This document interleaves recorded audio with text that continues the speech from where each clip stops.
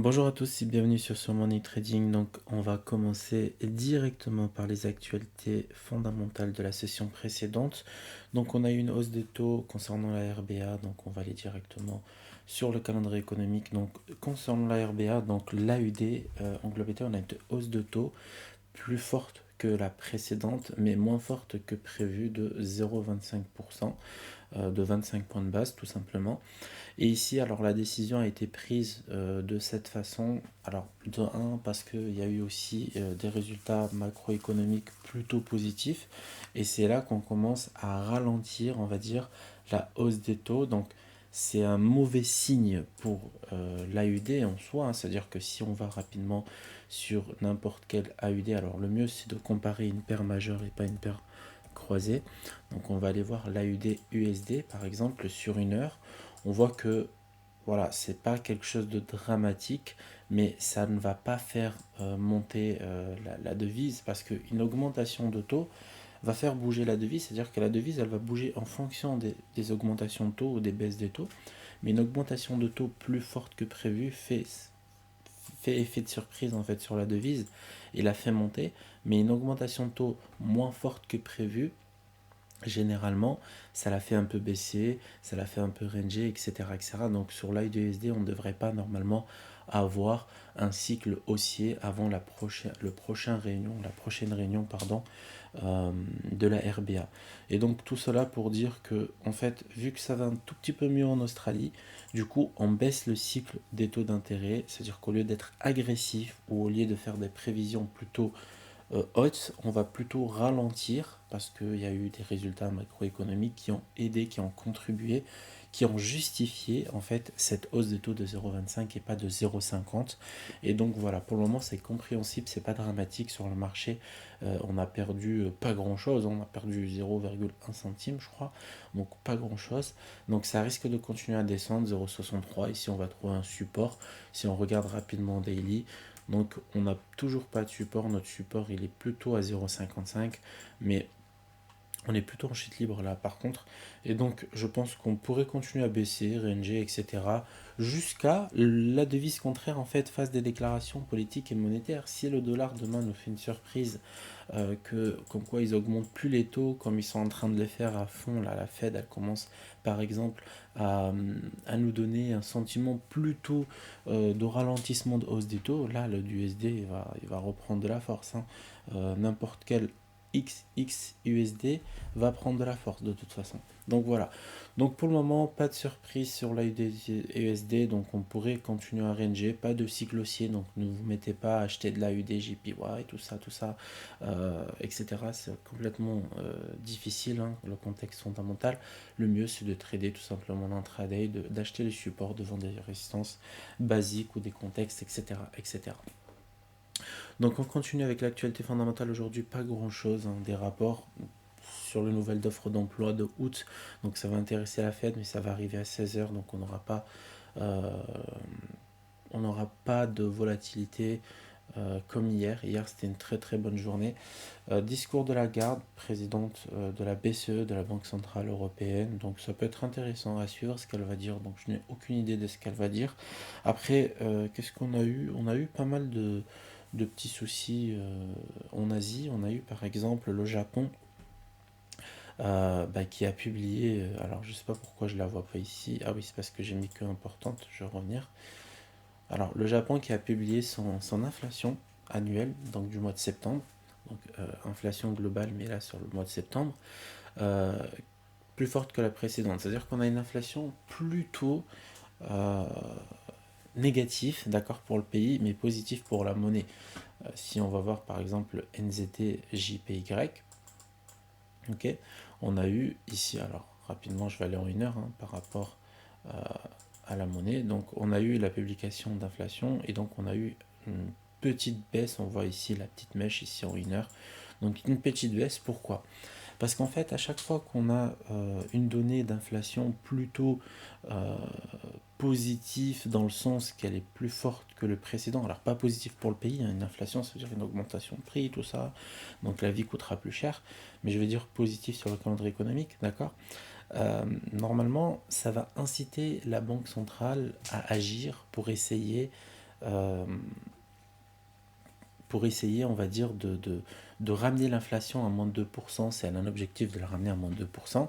Donc une augmentation de taux, par exemple, ou la vente, comme ils l'ont fait il n'y a pas longtemps, ils se sont mis à vendre du yen japonais, etc., etc., pour diminuer la supply. C'est comme en crypto. Vous avez la supply d'une crypto. Si on commence à diminuer la supply, donc on les brûle, bah là c'est à peu près pareil. Ils ont essayé de faire pareil, etc., etc. Et du coup, ça n'a pas été très bien apprécié. On voit qu'on a eu un petit pic baissier. Moi, j'aime bien regarder l'AUD JPY sur le moment, mais là, l'AUD, malheureusement, il a été impacté par les taux d'intérêt. Donc, j'irai chercher l'USD JPY. Je vois qu'il n'y a pas eu de réaction, on va dire, au marché avec une espérance d'augmentation de taux, parce qu'ils l'ont dit, ils ne vont pas augmenter les taux.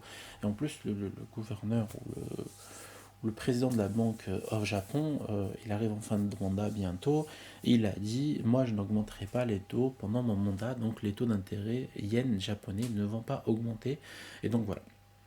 Alors, on va, voilà, après concernant le yen, il y a eu aussi la Corée du Nord, qui pourrait impacter, bien sûr ça impacte le yen, mais ça l'impacte positivement.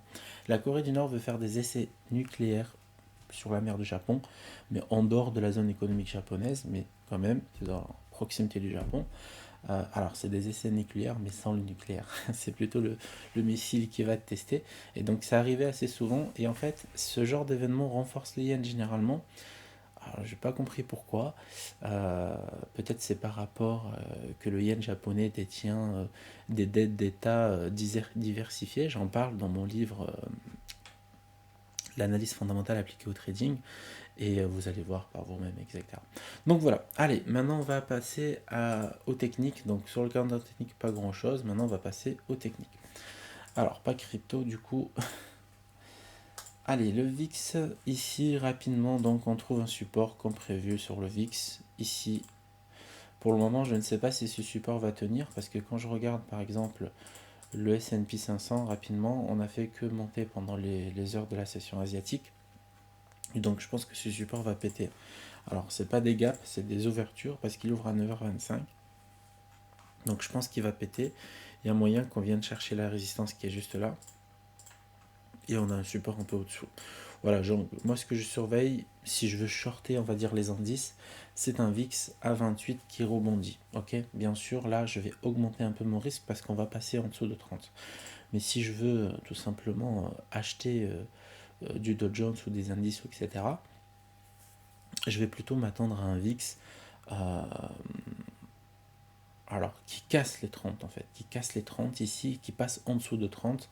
Et en fait, pendant le cycle baissier, je vais m'attendre à peut-être des achats plutôt agressifs en une minute, etc., etc. Donc là, je pourrais pas faire de l'intraday, ça c'est sûr et certain.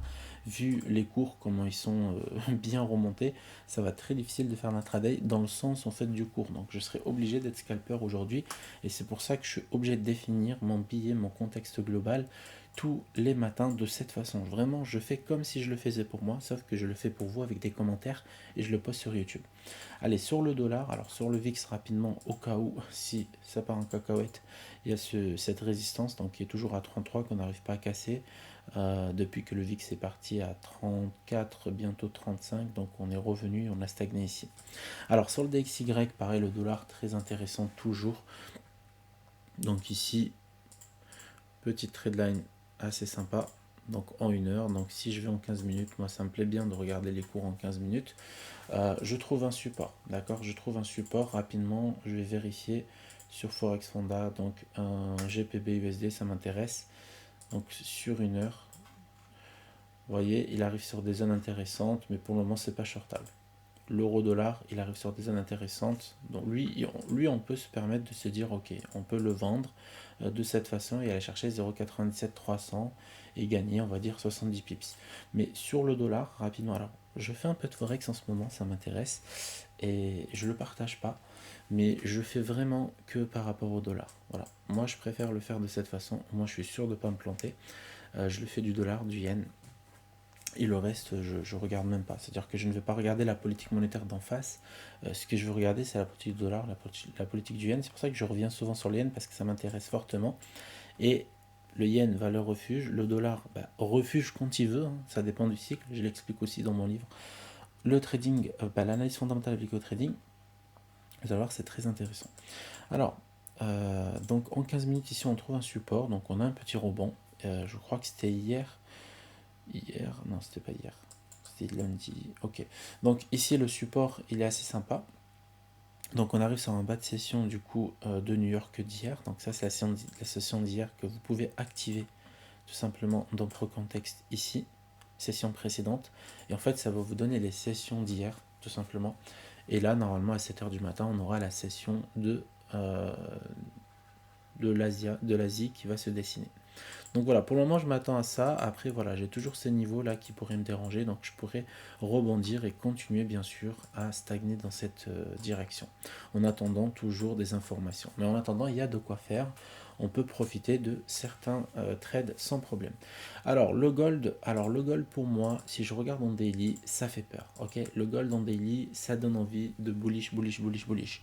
Donc pour le moment, petit support ici qu'on est en train de travailler. Ça, c'est intéressant. D'accord, ça, c'est super intéressant. Donc, on peut marquer le suivant qui est là.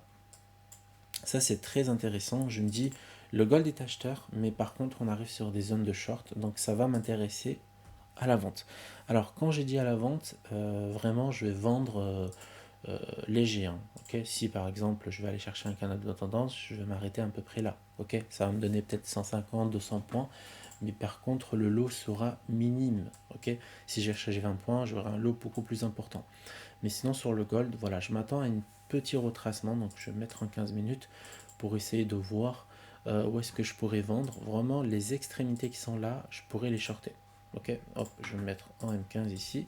Donc, ici, je peux les shorter. Donc, je vais attendre un peu. Je vais voir s'il y a du volume. Alors, sur ce bougie-là, il n'y a pas de volume, donc je vais attendre une exécution de volume, un déséquilibre, etc. Et je prendrai normalement la vente sur le gold avec des stop-loss juste au-dessus, d'accord, et pas au marché. Des stop-loss techniques, c'est-à-dire que je mettrai une alerte si ça clôture au-dessus. Je repars à la baisse. Alors sur le pétrole, alors aujourd'hui, je crois que c'est pas aujourd'hui, pardon, c'est demain. On est quoi aujourd'hui? On est mardi. Donc c'est demain, le pétrole en plus je l'ai vu sur la calendrier économique. Donc demain, la baisse de la production normalement est prévue. Hein. Il y a énormément de banques qui spéculent là-dessus. Et donc il y a moyen qu'on casse cette redline et qu'on aille chercher tout simplement en dessous de 80$ le baril. Donc à voir. Alors je spécule pas sur le pétrole, mais je pense que si techniquement demain le graphique me montre des ventes, je vais appuyer sur le bouton et spéculer sur une prévision baissière donc de production de pétrole d'1 million de barils lors de la réunion de l'OPEP, etc., etc. Alors, le DAX ce matin, donc très intéressant parce que si on regarde en daily, on est grave bullish, d'accord? Les objectifs sont clairs et simples, ils sont à peu près sur le dernier support qui a été travaillé le 5 septembre 2022. Donc, pour moi, c'est bullish. Comme je vous l'ai dit, par rapport au VIX, ça va être grave bullish. Donc, sur le 15 minutes, je vais attendre des micro-retracements, d'accord, sur des sessions, sur des levels symboliques, sur des points pivots, etc. Et je vais essayer de prendre position de cette façon. Rapidement, je vais activer le Pro Auto Level. Et donc, ça va me donner une R1W juste là. Je mettrai une alerte parce que ça va m'intéresser. Alors, quand c'est comme ça, quand j'ai pas beaucoup d'opportunités avec ce que je suis en train de faire, j'active les daily pour voir à peu près où est-ce que je peux me situer en étant très agressif si bien sûr le VIX me donne des opportunités. Alors sur le daily, j'ai ici, voilà, je ne chercherai pas des ventes. Franchement, j'aurais du mal à vendre aujourd'hui tant que le VIX n'aura pas répondu. Si le VIX rebondit, je pourrais chercher des ventes. Sinon, non, c'est pas possible. Voilà, donc pour moi, l'achat sur le DAX va se retrouver ici, tout simplement. Voilà, R1, W rebond, hop, on pourrait ouvrir baissier puis rebondir pour repartir. Alors si ça baisse beaucoup, beaucoup, beaucoup trop, je pourrais acheter tout simplement les R3 DI qui est juste là. Voilà. C'est ce que j'ai essayé de faire aujourd'hui. Je pense qu'hier j'ai fait une très bonne journée, donc je ne vais pas m'exposer sur le risk off. Le risk off, c'est-à-dire que le marché risque de baisser. Je vais plutôt, je la jouer risk on et les gens ils veulent investir, donc je vais essayer de jouer ces cartes-là. Alors, rapidement, je vais mettre ma zone de volume parce que je vais essayer de la trader. Donc, c'est le prédic.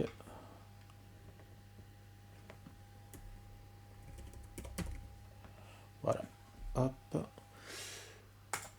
c'est celui-là. Donc je vais mettre rapidement ma zone de volume jour.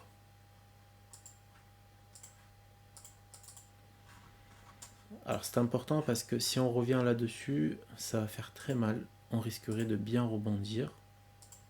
Voilà, elle est là. Book Daily. Et je vais mettre aussi la weekly parce qu'on ne doit pas être loin. Elle est là. Alors, c'est pas ça là, c'est ça là. Ah oui, on est loin de la Book Daily là. La Book Weekly.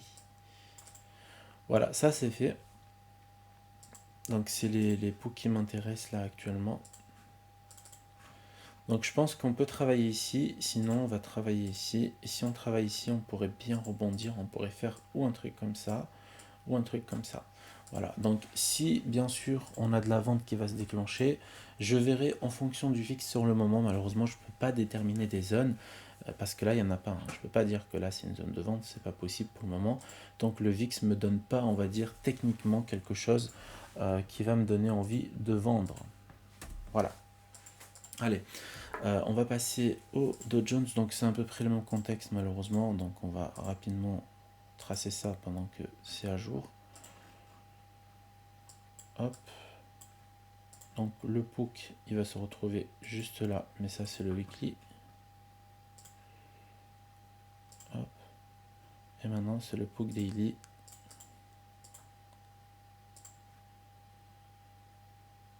Juste là.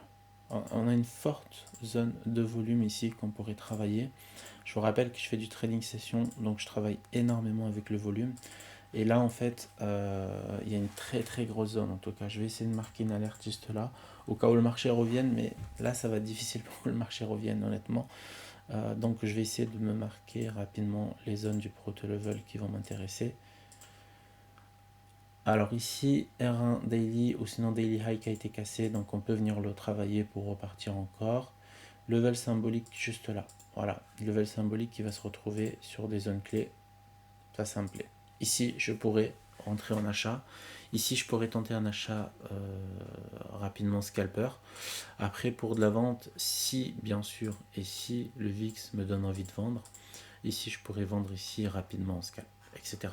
Voilà, pareil hein, pour le DAX. Hein. Vraiment, si le VIX me donne envie de vendre, je vendrai. Donc voilà, j'espère que cette vidéo vous a plu. Donc si elle vous a plu, n'hésitez pas à nous mettre un petit like, un petit commentaire, ça nous fera énormément plaisir. Et on se retrouve demain pour le débriefing, enfin, pour le morning trading